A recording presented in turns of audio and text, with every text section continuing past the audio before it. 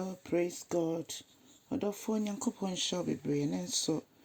Ode acha yen eno nti yen kan ya no ntum ye bekoso adana ase.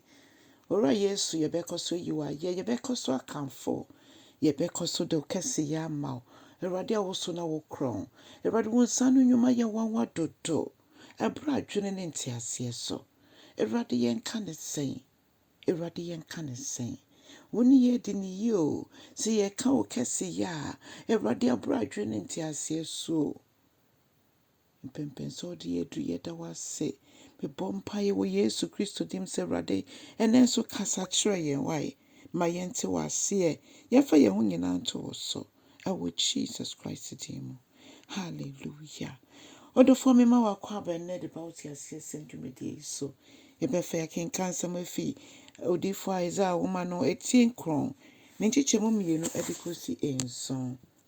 Odofo me nti Erade asem o say nipa enam esum no ebehu han kese bi no omo nso mo ti asase a esum kebi ahye suma no han bi ebe hwere ama omo o say obetro machie mu se de otre Israel ene emudom ahye mu no na mu nipa nyina be eni beje ampa adofo no mo kan se ye de na nka ye nka ho adehide de ye kan nka ye nka ho nka ye ye Jewfo nanso Yesu Kristo ni wuo no edi fa hodie edi abraye we wu asori nkonim di ma me ne wonso ye nya chefa so ba ne dim na ne di anje no dodo aji ne no ma wontu mi som ye nyankopon ba enna me na me ne wonso ye nya sa chefa yo o say nipa obeba wo nche no omo ani beje na ombe se nkrofo mo adua no mu bu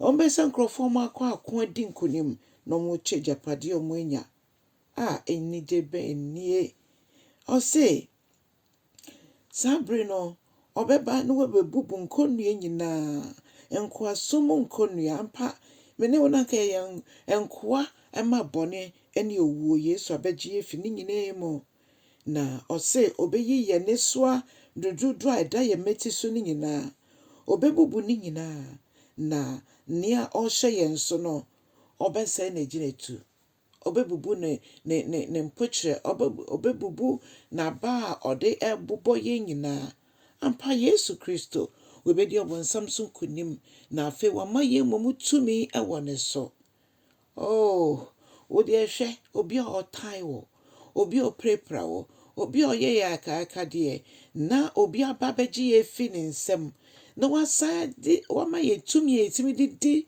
nia o hye ye nso no so eye akwenya de kese pa odofo eno nti ne Yesu abeya maye no mamma ye nso mu yie mfa ye honto so yie oje ode agie na afei o say ode ne mpaboa eye akofo empaboa ene ntare a mebeka se moja akekemu ni ade nyina no akofo mpaboa ne ne moja akekemu nyina no ode tumi abro sa beba be abehye ne nyina na ono ankasa ena ode oja ebeto sa ne nyina emo enso nyame ti asefo no beji efi ya mpuchre nyina emo bra ye gya ye homu amano no se ye bewa kokko bi amayen ye bewa babeni bi amayen na hini ebeda na beti so na ye be frane se owowani futufo deja asonje hene onyame tumfo na o say ni meti na hini de edi asomdwe kwa na somdwe a odi bune mai anaso odi di ade etori ntwada ampa ono kwa no mai asomdwe aburo wiase nti ase so oye nyame kese o say obo hwe yenso odi atentenene na be hwe yenso na hini mu no obefri David ahini mu na obetena aseda na Erade modembo ene be yewe ampa Erade modembo nso ayewe ampa Erade ma sansemu ya Isaia kan nyina be mu ye wo akokoi na bebu na wo no obetena asase so nyine wo nipa nsem na nyame honhom ɛwɔ ne so. Na ampa ɔno ankasa nso yɛ nyame. Ɔne Nyankopɔn yɛ pɛ nanso so wamema ne ho so. Ɔhyɛ ne ho anuonyam yɛ adwuma nyame de ahyɛ ne nsa nyinaa. Ɔdɔfo ma obi so nti asɛmpa yi.